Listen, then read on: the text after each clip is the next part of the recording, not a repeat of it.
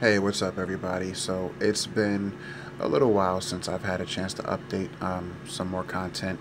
Um, so at uh, 2:45 a.m. on Sunday night, 28th September, I decided that I wanted to discuss some things with you all. Before I get started, I just want to point out that I don't claim to be an expert. My opinions and my views are just that, my opinions and my views. Um, my thoughts, feelings, and emotions are based on the accumulation of experiences that I have had so far in my 32 years on this planet. You don't have to like my content, you don't have to agree with it. If you have a difference of opinion, I welcome you to engage me. That is the point of my channel.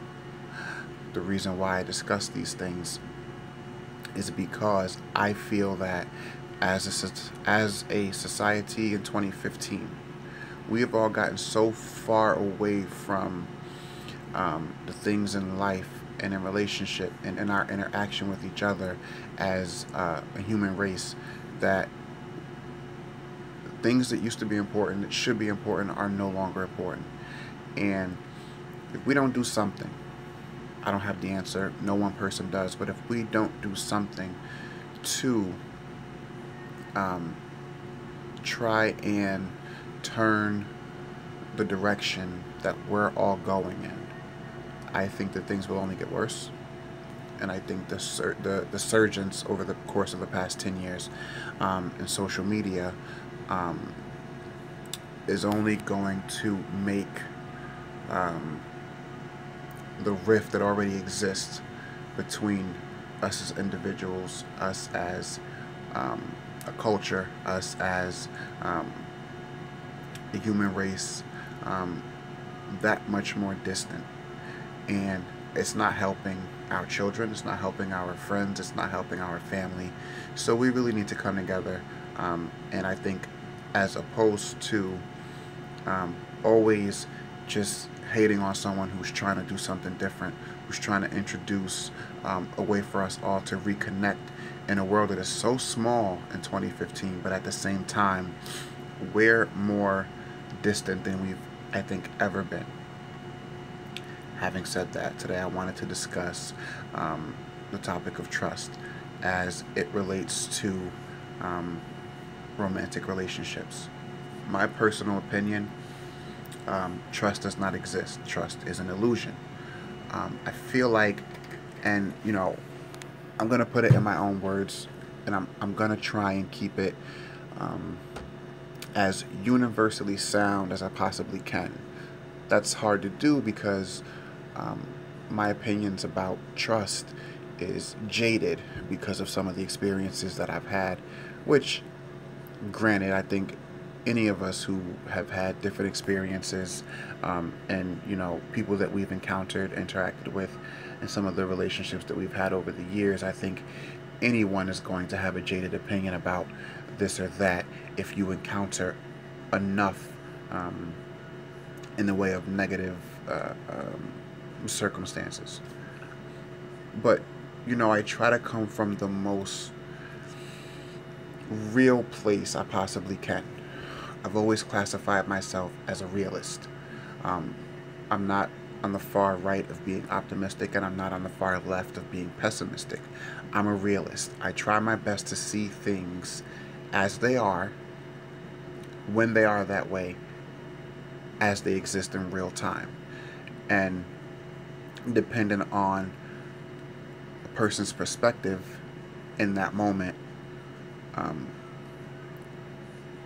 that that viewpoint can be slightly off a little, but I try to keep my assessment of things as neutral as possible because I want to see both sides. When I introduce content and I introduce my position about that content, um, the purpose of it is for someone to introduce um, another angle, if you will, or viewpoint from which I can draw um, another perspective, or at least at the very end of the day, the purpose is for us all to be able to see each other's point of view, and if not sway someone's opinion, um, to at least have them respect your opinion, and vice versa.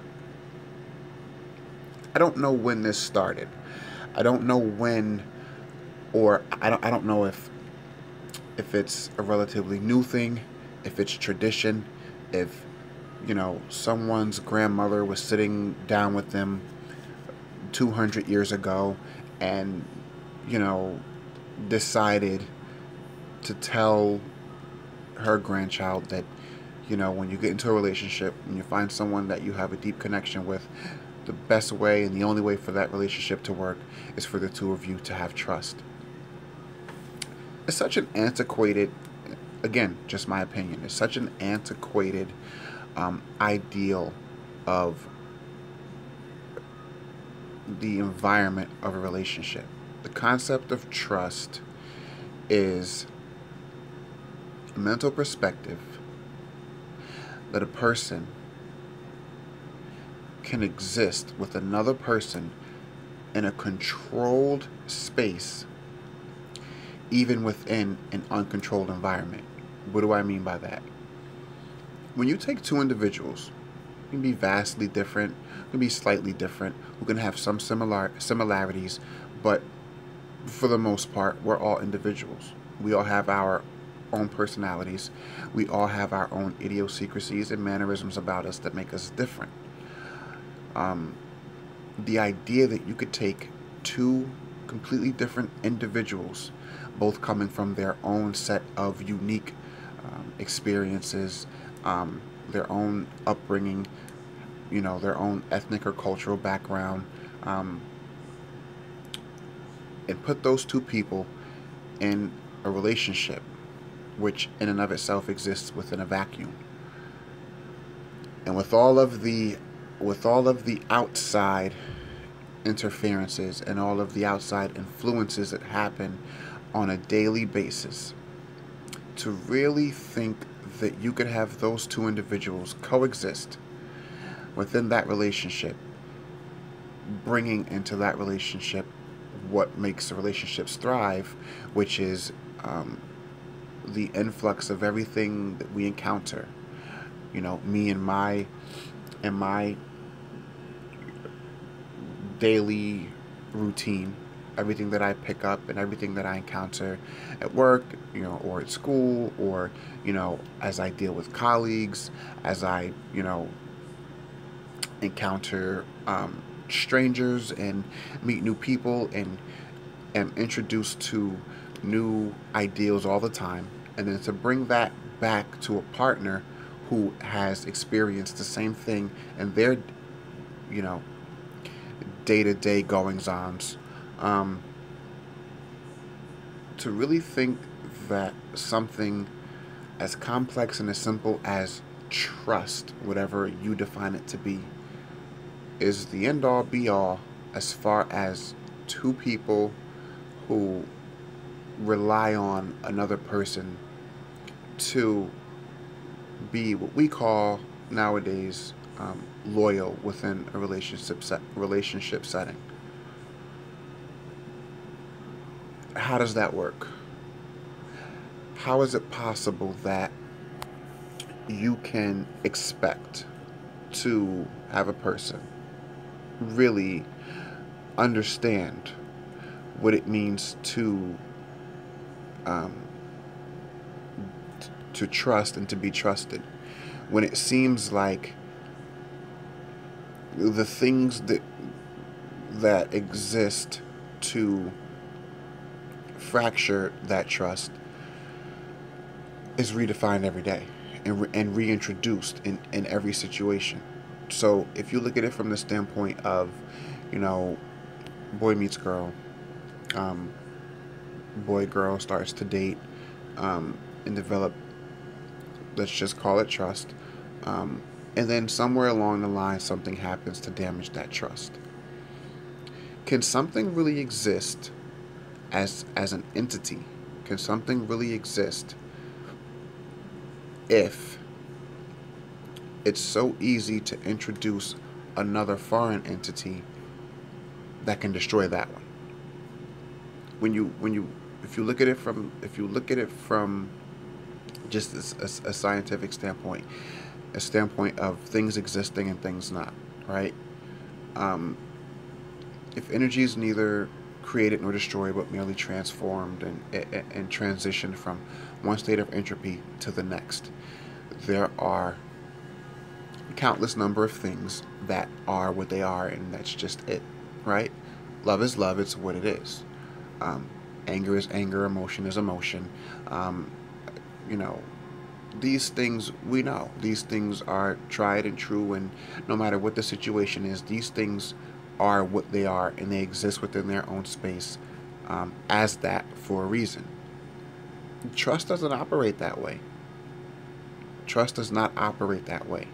Trust is supposedly the most important thing required to make a relationship work, and yet it's the most fragile thing that exists within the construct of relationships today.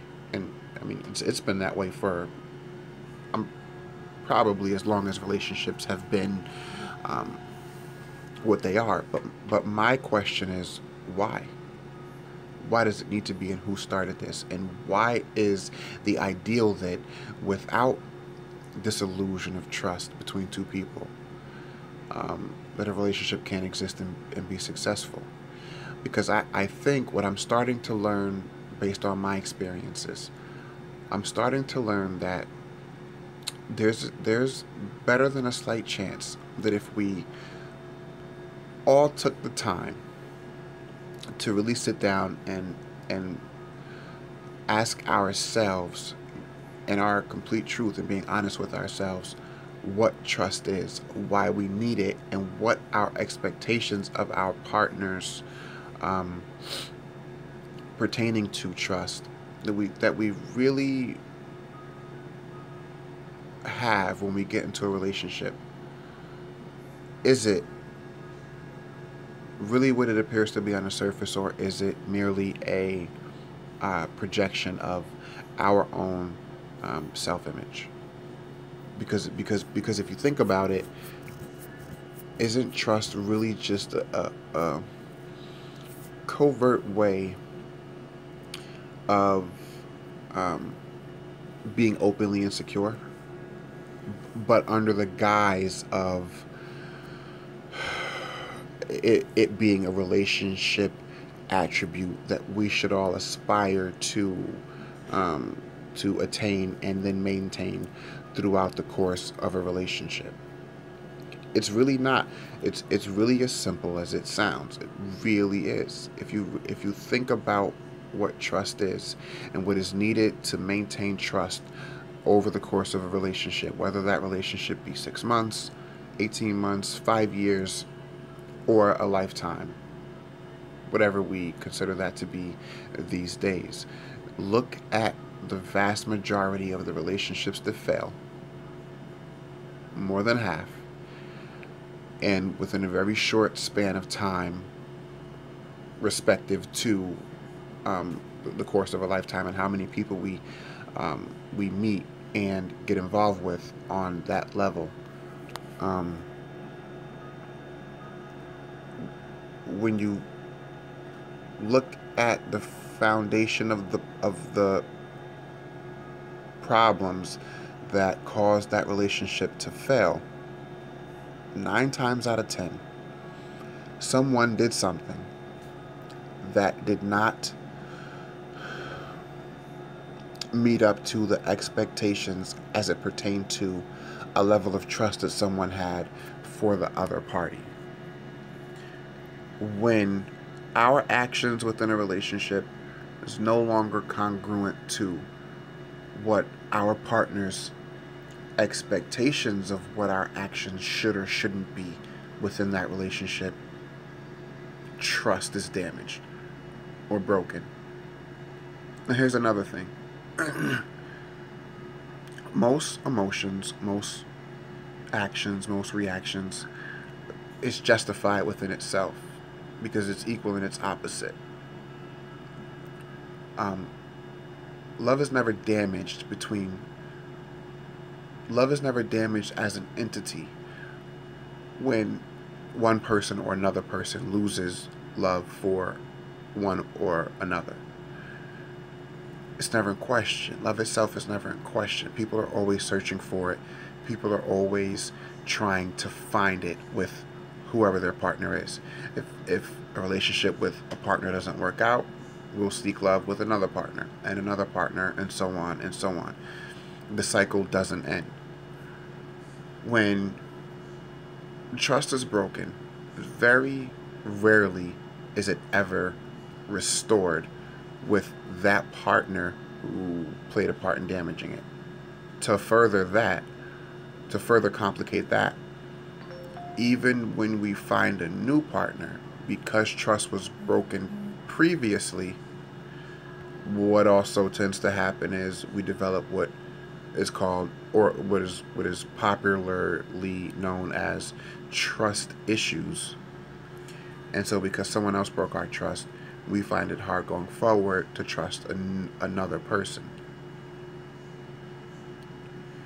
So if you look at trust from, if we compared it to, I don't know, let's say virginity, something that once it's taken away from you, you never can get it back, then what's the point of it?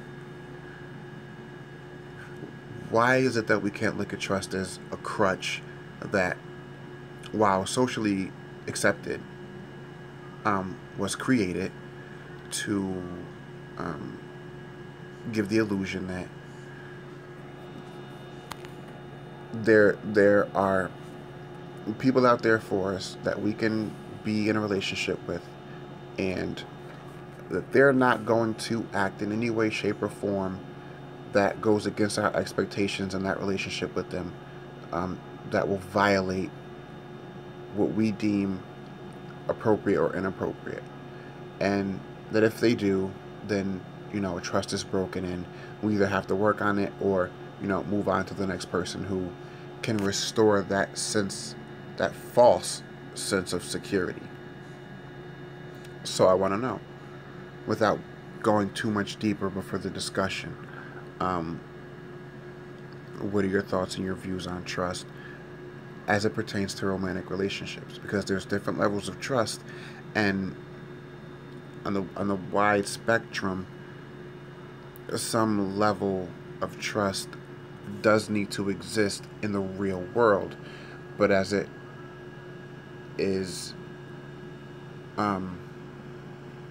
necessary to exist in the real world, does that include romantic relationships?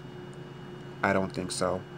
I don't feel it should, and as a matter of fact, I think the very notion that it should is the cause of so much insecurity and so many people doing so many untrustworthy things for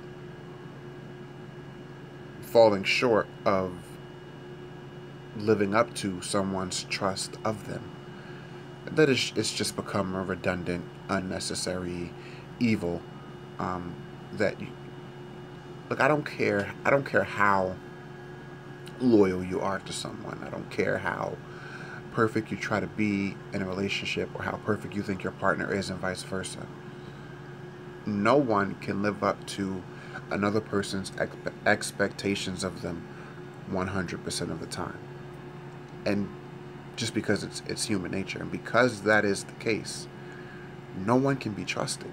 No one can be trusted because trust requires someone to live up to your ideal that that person will never do anything in or out of your presence to make you feel that you can't trust them.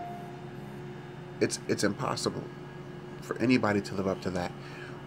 You, if given the responsibility to live up to that expectation for yourself, would fail because it's designed that way. But why?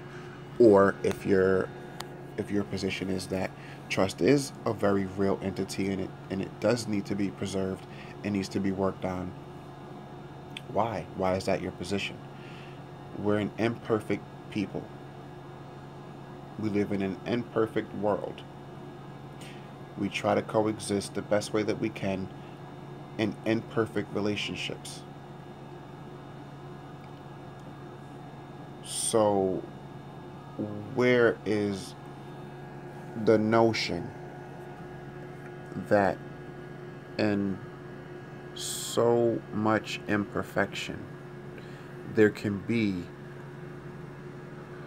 a relationship uh, environmental compartment wherein exists something that can be perfect?